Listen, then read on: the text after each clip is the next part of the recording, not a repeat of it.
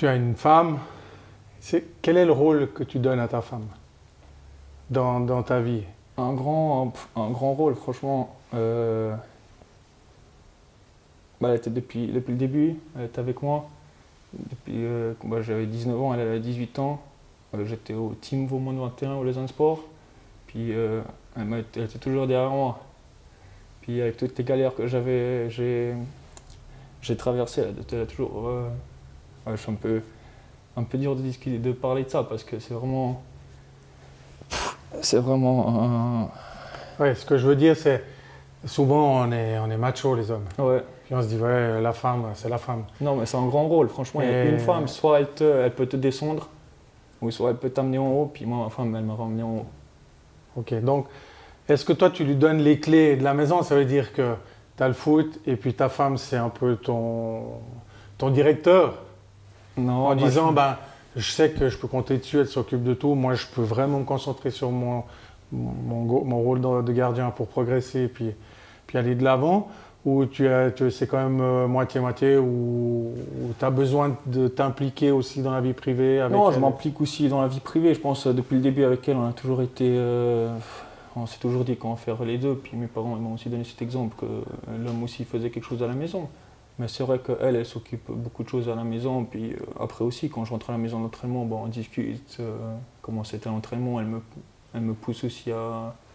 Elle me conseille, elle me donne aussi ses conseils. Elle donne des bons conseils. Et puis on échange beaucoup. Puis comme j'ai dit, elle a été un grand rôle pour moi quand j'ai traversé des moments vraiment difficiles dans ma vie. Ok, donc au fait, pour toi, elle représente, c'est vraiment un pilier. Tu as Pour moi, oui, t'as besoin ouais. de l'appui de ta femme pour aller de l'avant. En fait, au début, j'aurais jamais pensé que j'avais besoin d'une personne pour me ramener ou pour m'aider à avancer. Mais j'ai trouvé, je pense, vraiment une bonne personne avec qui je peux échanger. Puis, ouais, c'est mon pilier. Ok. Tu as eu des galères, hein? Ouais. Tu en as parlé. Tu as eu des galères de santé, des soucis avec ça. Comment as-tu vécu cela? Enfin, comment tu l'as géré, vécu, ou tu te dis j'arrête tout, j'en ai marre, ou non, moi, j'ai décidé que j'allais être là et je vais y aller. Quand j'ai vécu la première galère, c'était un accident de voiture que j'ai eu. C'est vrai que, comme ça je raconte un peu l'histoire, je devais signer dans un club en Super League. Moi je devais signer 3e gardien, j'avais 19 ans et je partais un week-end, je suis rentré, c'était pour un week-end et on est rentré puis on a eu cet accident.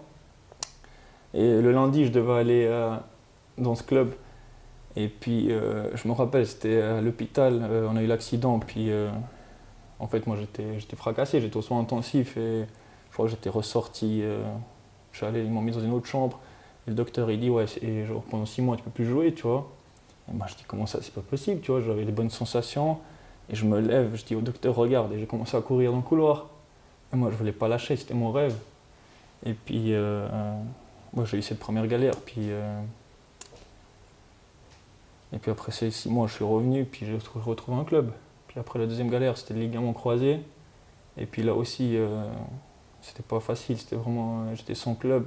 Et à un moment donné, ouais, comme dans toutes les galères, des fois on flanche et on pense à arrêter. Et puis c'est là que j'ai eu la chance aussi que ma femme elle m'a poussé et puis elle m'a pas laissé arrêter. Même si ça m'a traversé plusieurs jours à l'esprit, je me suis dit ouais c'est pas possible, je vais retrouver quoi en club.